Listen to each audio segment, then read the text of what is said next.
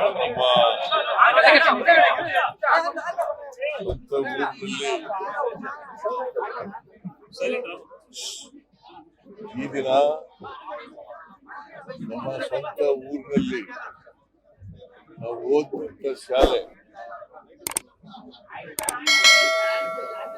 5ರಿಂದ 7ರವರೆಗೆ ಓದಿದಂತ ಶಾಲೆ ಇದು. ನಾನು 1 to 4 ಸೇರಿರ್ಲಿಲ್ಲ ಶಾಲೆಗೆ. 5ನೇ ತರಗತಿಗೆ ನೇರವಾಗಿ ಸೇರ್ಕೊಂಡೆ. ಈ ಶಾಲೆಯಿಂದ 8ನೇ ತರಗತಿ ಕುಪ್ಪೇಗಾಲದಲ್ಲಿ ಓದಿದೆ. ಇವತ್ತು ಹಳೆಯ ಕಟ್ಟಡವನ್ನ ಹೊಡೆದಾಕಿ ಹೊಸ ಕಟ್ಟಡ ಕಟ್ಟಿದ್ದಾರೆ. ಇದಕ್ಕೆ ಇದನ್ನ ಕೆಂಪೇಗೌಡ ಇಂಟರ್ನ್ಯಾಷನಲ್ ಏರ್ಪೋರ್ಟ್ ಇದೆಯಲ್ಲ, ಅವರು ಅಡಾಪ್ಟ್ ಮಾಡ್ಕೊಂಡಿದ್ದಾರೆ ಅಲ್ಲ, ಅಡಾಪ್ಟ್ ಮಾಡ್ಕೊಂಡು ಹೊಸ ಬಿಲ್ಡಿಂಗ್ ಅನ್ನ ಕಟ್ಟಿದ್ದಾರೆ. ನಾನು ಹಿಂದೆ ಒಂದು ಅಲ್ಲಿ ಕಟ್ಸಿದ್ನಲ್ಲ,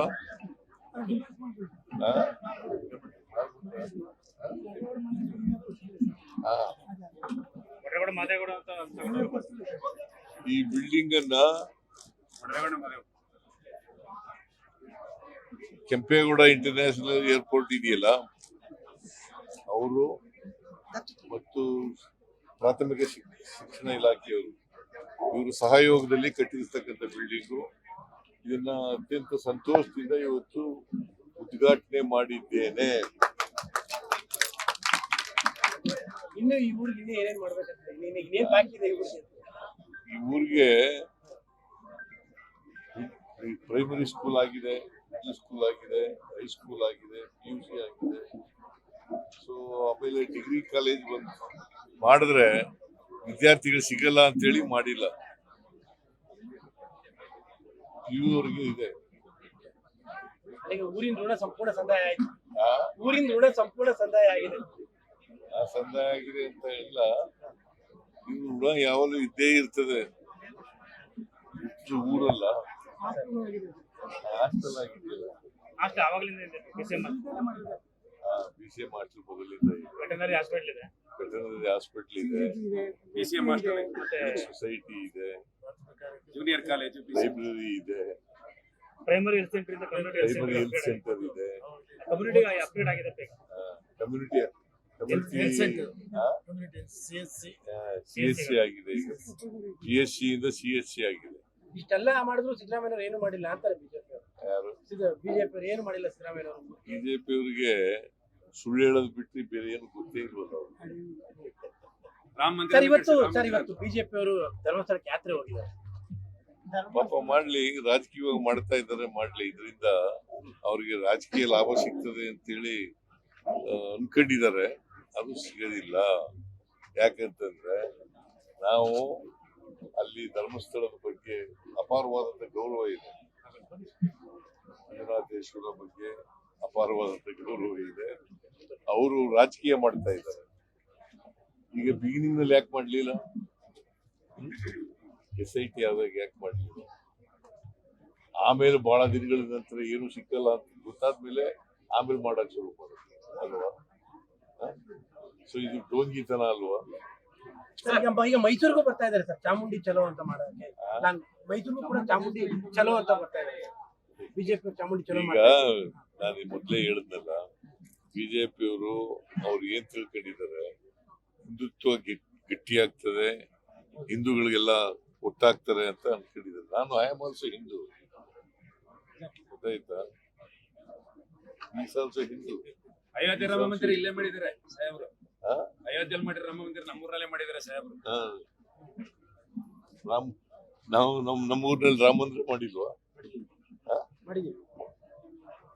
ಎಲ್ಲೂ ಇಲ್ಲ ಸರ್ ರಾಮ ಮಂದಿರ. ಸಿ ಹಿಂದೂಗಳು ಅಂತಂದ್ರೆ ರಾಜಕೀಯ ಮಾಡೋದಲ್ಲ, ಅಪಪ್ರಚಾರ ಮಾಡೋದಲ್ಲ, ಸುಳ್ಳು ಹೇಳೋದಲ್ಲ.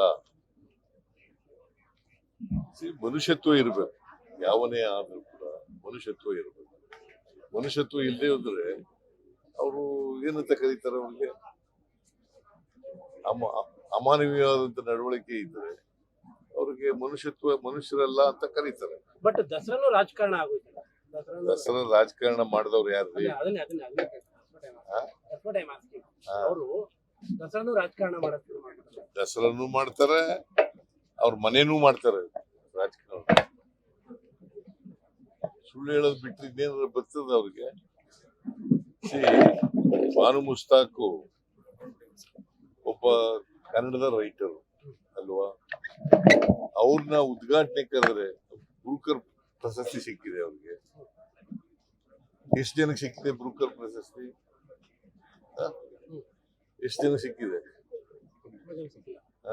ಮತ್ತೆ ಅದ್ ಗೌರವಿಸ್ಬೇಕಲ್ಲ, ಅವ್ರಿಗೊಂದು ಗೌರವ ಕೊಡ್ಲಿಕ್ಕೋಸ್ಕರ ಅವ್ರನ್ನ ದಸರಾ ಉದ್ಘಾಟನೆ ಮಾಡಿಸ್ತಾರೆ. ಅಲ್ಲ, ಬಟ್ ಈ ತರದ ಚಲೋಗಳಿಂದ ದಸರಾ ಮೇಲೆ ಎಫೆಕ್ಟ್ ಆಗಲ್ಲ, ಅಂದ್ರೆ ಒಂದು ಬ್ಯಾಡ್ ಇಮೇಜ್ ಕ್ರಿಯೇಟ್ ಆಗಲ್ಲ. ಯಾಕೆ ಬ್ಯಾಡಿದ್ದೀವಿ? ಅಲ್ಲ, ಇವ್ರ ಹೋರಾಟ ಮಾಡ್ತೀವಿ ಅಂತಾರೆ, ಅಂತಾರೆ.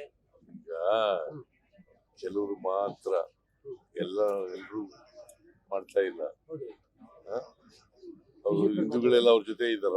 ಬಿಜೆಪಿ ಮಾತ್ರ ಡಿ ಕೆ ಶಿವಕುಮಾರ್ ಅವರು ಹೇಳಿದ ಮೇಲೆ ಸ್ವಲ್ಪ ಗಲಾಟೆ ಜಾಸ್ತಿ ಆಗಿದೆ ಸರ್. ಇದು ಚಾಮುಂಡಿ ಬೆಟ್ಟ ಹಿಂದೂಗಳ ಆಸ್ತಿ ಅಂತ ಅಲ್ಲ ಅಂದಿದ್ದು.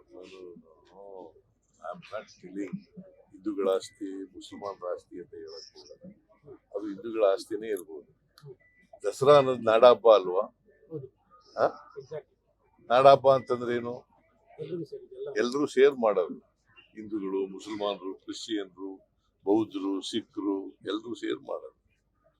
ಮಾಡ್ತಾ ಇದ್ದೀವಿ. ಅಲ್ಲ, ಬಟ್ ಡಿ ಕೆ ಶಿವಕುಮಾರ್ ಅವರು ಇದು ಹಿಂದೂಗಳದಲ್ಲ ಅಂದ್ಬಿಟ್ಟು ಅವಾಗಿಂದ ಸ್ವಲ್ಪ ಇದು ಜಾಸ್ತಿ ಆಗುತ್ತೆ. ಗೊತ್ತಿಲ್ಲ. ಹ್ಮ್. ಇದು ದಸರಾ ಹಿಂದೂಗಳಿಗೆ ಸೇರುತ್ತಲ್ಲ. ಅಲ್ಲ, ಚಾಮುಂಡಿ ಬೆಟ್ಟ ಅವ್ರು ಚಾಮುಂಡಿ ಬೆಟ್ಟ ಹೇಳಿದ್ರು. ಚಾಮುಂಡಿ ಬೆಟ್ಟ ಹಿಂದೂಗಳದಲ್ಲ ಅಂತ, ಹಿಂದೂಗಳ ಆಸ್ತಿ ಅಲ್ಲ, ಹಿಂದೂಗಳ ಆಸ್ತಿ ಅಲ್ಲ ಅಂತ. ಆದ್ಮೇಲೆ ಚಾಮುಂಡಿ ನೋಡಿಯ, ಇದು ದಸರಾ ಮಾಡೋದು ನಾವು. ಚಾಮುಂಡಿ ಬೆಟ್ಟ ಅಲ್ಲ ವಿಷಯ, ಇಶ್ಯೂ ಇರೋದು ದಸರಾ. ಸರ್ ಯತ್ನಾಳ್ ಹೇಳಿದ್ರೆ ಸರ್, ಸರ್ ಎತ್ತಾಳು ಹೇಳಿದ್ದಾರೆ ಸರ್, ಒಂದೇ ಸೆಕೆಂಡ್. ಯತ್ನಾಳ್ ಅವ್ರು ಹೇಳಿದ್ರೆ ಸರ್, ಡಿ ಕೆ ಶಿವಕುಮಾರ್ ಒಂದು ಕಾಲ ಆಚೆ ಇಟ್ಟಿದ್ದಾರೆ, 50 MLA ಕರ್ಕೊಂಡೋಗಿ ಸಿಎಂ ಅದಕ್ಕೆ ಮಾಡ್ತಾ ಇದ್ದಾರೆ ಅಂತ ಹೇಳಿ ಸರ್ ಯತ್ನಾಳ್ ಅವ್ರು ಹೇಳಿದ್ದಾರೆ. ಲೇಟೆಸ್ಟ್ ಹಾಗೂ ಇಂಟ್ರೆಸ್ಟಿಂಗ್ ಸುದ್ದಿಗಳಿಗಾಗಿ ಬಾಸ್ ಟಿವಿ ಕನ್ನಡ ಚಾನೆಲ್ನ ಸಬ್ಸ್ಕ್ರೈಬ್ ಮಾಡಿ. ಹಾಗೆಯೇ ಬೆಲ್ ಐಕಾನ್ ಪ್ರೆಸ್ ಮಾಡಿ. ಇದರ ಜೊತೆಗೆ ಫೇಸ್ಬುಕ್, ಇನ್ಸ್ಟಾಗ್ರಾಮ್, ಎಕ್ಸ್ನಲ್ಲೂ ಮಿಸ್ ಮಾಡದೆ ಫಾಲೋ ಮಾಡಿ.